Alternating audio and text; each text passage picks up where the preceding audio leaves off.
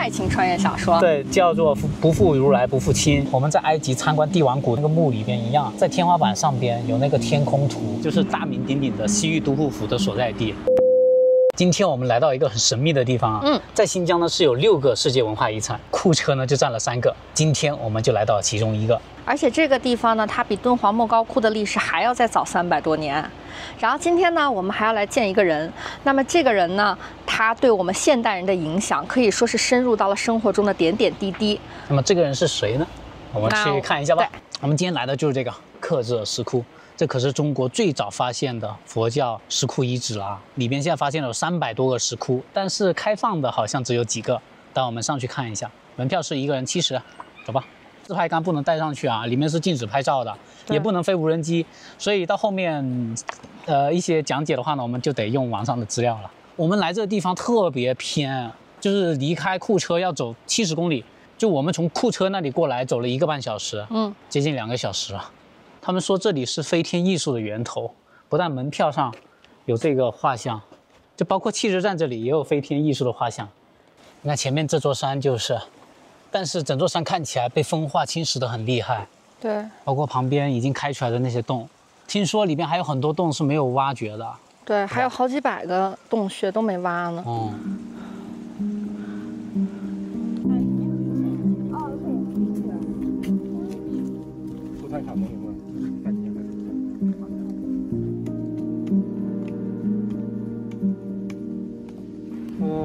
这边看出去好美啊！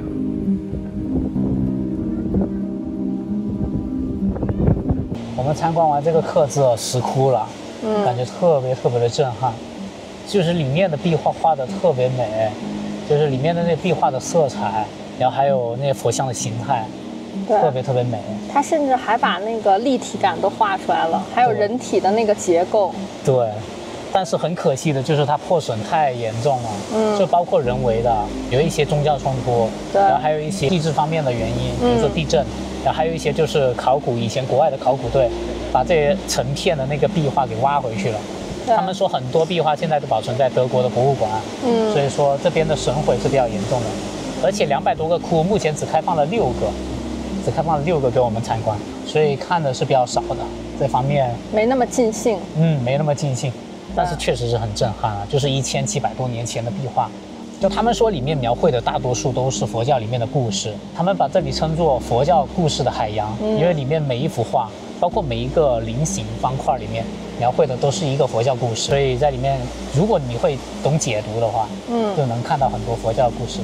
他们里面每一个窟都有讲解的啊，在门票里边。其中还有一点带给我比较大的震撼，就是它里边跟那个我们在埃及参观帝王谷的那个塞提一世的那个墓里边一样，在天花板上边有那个天空图，感觉是异曲同工之妙吧，就把整个星空都描绘出来了。对，有星星，有月亮，虽然相隔了几千里，2个古代的文明在某种程度上还是有相互呼应的地方。克孜尔在当地语言是红色的意思，你看这片山，还有周围的山，全是红色的，深红色。其实我们2个今天来就是想看这个人，他叫鸠摩罗什，他呢是翻译界的信达雅的祖师爷。可能很多人对这个名字非常陌生啊，但是呢，他创造了很多词汇，我们现代人到现在都还在每天都在使用它。那我们现在给大家出一个题，现在屏幕上这些词语，哪些词是他创造的呢？答案就是所有的都是。突然刮了一阵妖风。我觉得他的牛逼之处在于他是秋词，他的母语是秋词语，但他自学了汉语。那他9岁的时候去到天竺，也就是现在印度的地区，自学了当地的语言，并且学习了佛法。然后龟兹国被灭了之后呢，他被囚禁了17年。那在这17年之间，他不停地翻译经文，所以他这一生翻译了不计其数的经文，并且创造了很多词汇。就举个例子，他发明未来的这个词，在汉语里面没有这个词，但是外来语里面有。那我们如何去联想并去创造一个词来描绘未来呢？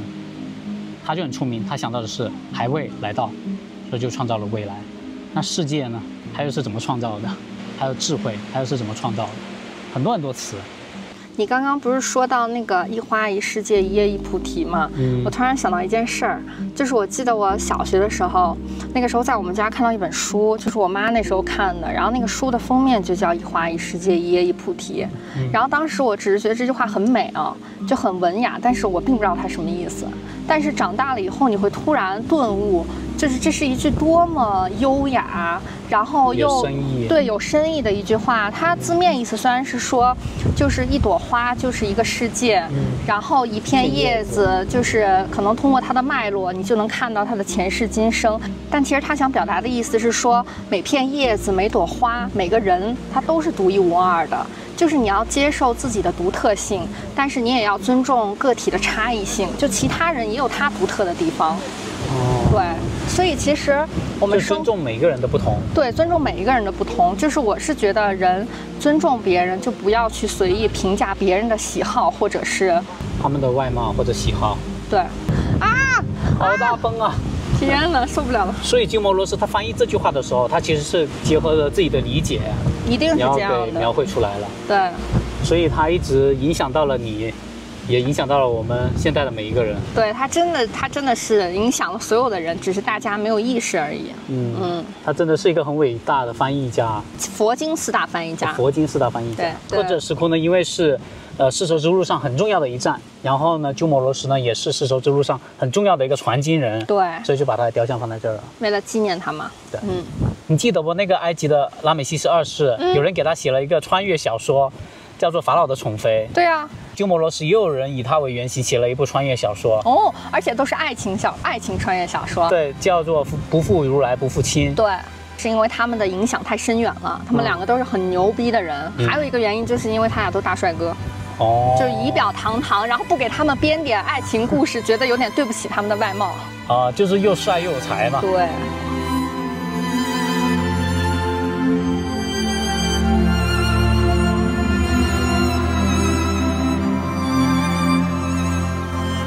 当我们离开克孜尔石窟的时候，心里感慨万分。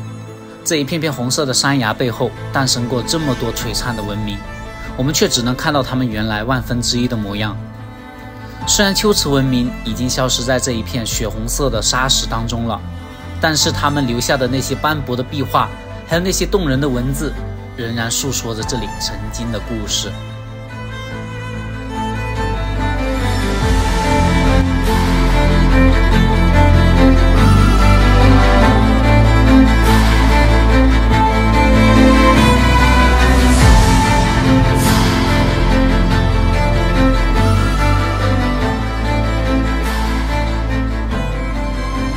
我们现在回来库车市啦，是的。然后经过这几天我们在库车游玩，我们感觉库车真的是一个要人文有人文，要历史有历史，然后又有美景又有好吃的，真是一个宝藏的地方。所以如果大家有时间在这多停留几天的话，最好在这好好了解一下这个千年古城的历史吧和文化。然后新疆的旅程才算是完整的。对对对。我们今天停车的位置就在龟兹博物馆旁边，就在这。这里目前是免费停车的。而且，美食一条街，夜市一条街，就在旁边，过了马路就是了。这个龟兹博物馆，他们说是获得了金奖，那个什么美国缪斯设计奖。美国缪斯设计奖。对，你看，这样子看过去很漂亮啊，这个博物馆设计的。我们脚下的库车啊，也就是龟兹，在汉代就是大名鼎鼎的西域都护府的所在地，然后到了唐代又成为了安西都护府，也就自古以来这里都是我们中原王朝在西域的一个政治、军事、文化中心。如果大家来到库车这一边，真的不要错过这一个千年龟兹文化，还有它的历史，会让我们的新疆旅程变得更加的完整。